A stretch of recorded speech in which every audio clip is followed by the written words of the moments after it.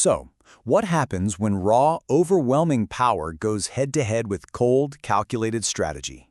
Well, in today's breakdown, we're going to dissect a legendary battle that gives us the perfect answer.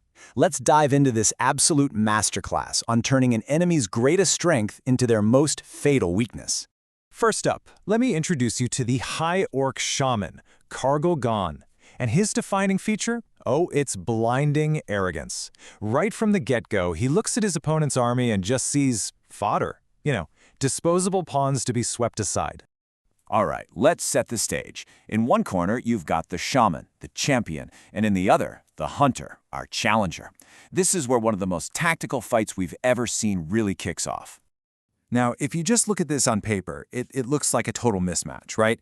You've got Kargalgan, a high orc shaman, a master of magic, and he's commanding this massive army.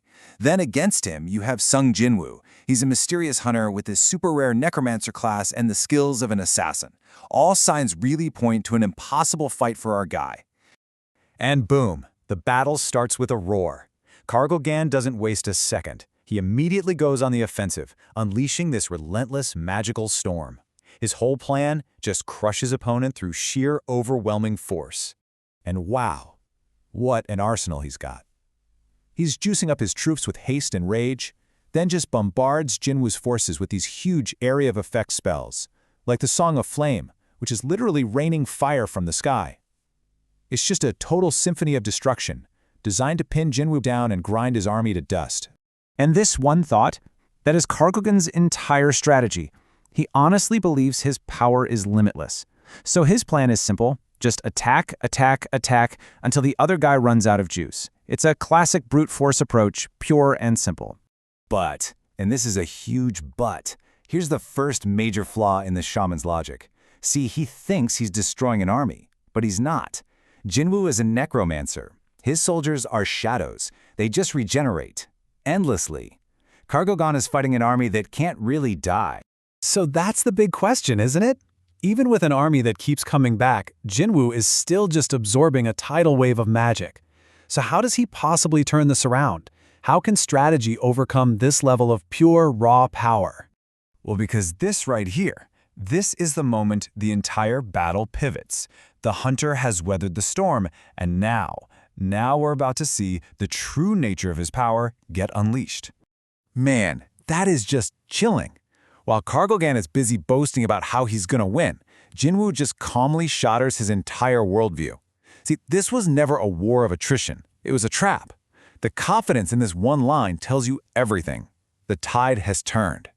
Everything that's happened up to this point, that wasn't the real fight. Nope, that was just the setup.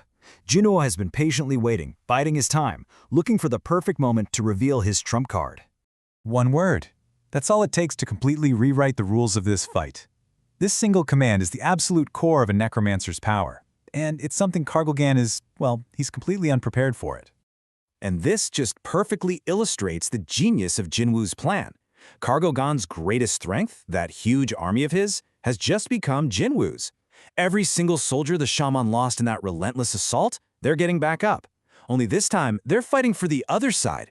His own power has literally been turned against him. So, faced with his own resurrected soldiers, Kargo panics.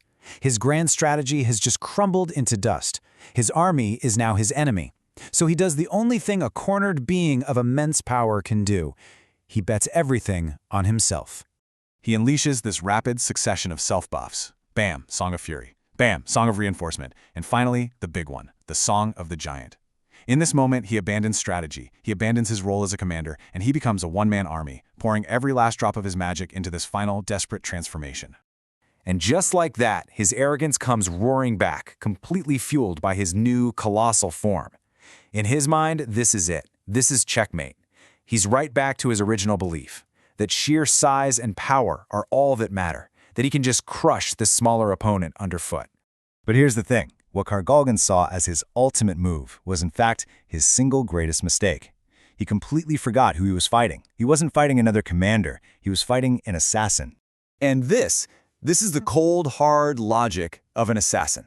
Where Kargalgan sees overwhelming power, Jinwoo sees a bigger, slower, more predictable target. The whole battle shifts from a war of armies to a predator hunting its prey.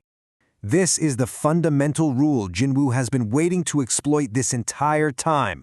By transforming, Kargalgan sacrificed all his defenses, his soldiers, his distance, his mobility, all for a gamble on raw power. He left himself completely open, and for an assassin, an undefended magic user is already dead.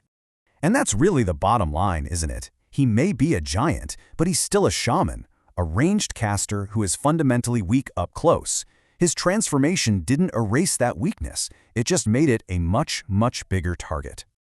These are the final words of disbelief from a being who honestly thought he was a god. He simply cannot comprehend how his ultimate form, his final gambit, is being dismantled by a pair of daggers. This is the exact moment his faith in raw power shatters against the cold reality of strategy. And that's the ultimate takeaway from this whole battle. Kargalgan's story is a perfect case study in how a supreme advantage, when you use it without any foresight, becomes the very weapon of your own destruction. Thanks for tuning in.